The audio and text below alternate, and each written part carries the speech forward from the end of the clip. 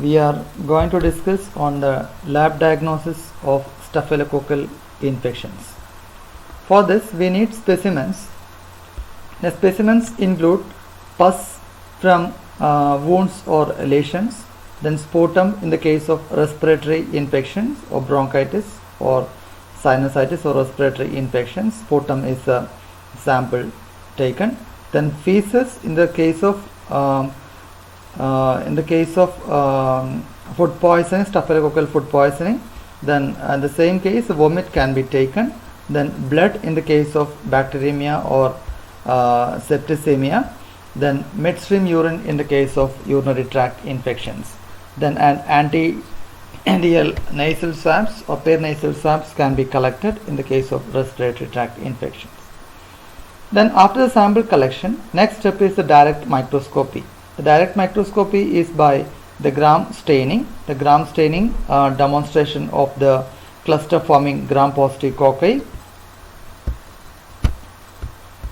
Then next, after the gram staining, in the case of sputum, gram staining is not relevant because of the presence of several staphylococci and other cocci in the case of sputum. So it is not relevant. In all other cases, direct microscopy is the first step in the diagnosis of staphylococcal infection. Then it is confirmed by the culture. Next step is the culture.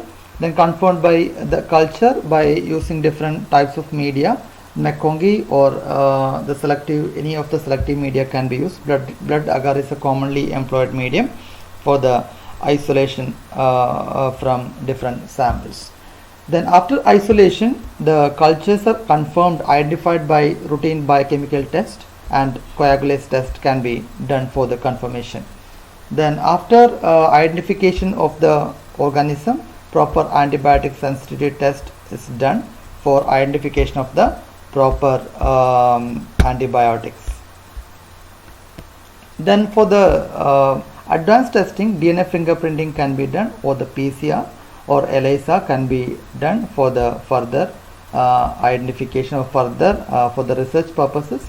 This DNA fingerprinting, PCR and ELISA and other serological methods can be employed.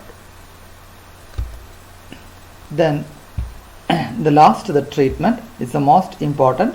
Then treatment by using different types of antibiotics. The problem with the treatment is the resistance shown by this organism. First, the benzyl penicillin is a drug of choice, but after the introduction of benzyl penicillin, several organisms gained resistance. Then in that case, the penicillin resistant cases, methicillin is the drug of choice. So after the administration of methicillin, MRSA emerged, methicillin resistant Staphylococcus aureus, and now the problem is the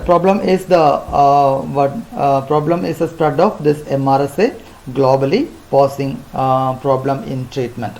Then next is vancomycin is a drug of choice. Again, the VRSA, vancomycin resistant Staphylococcus aureus strains were isolated from different parts of the world.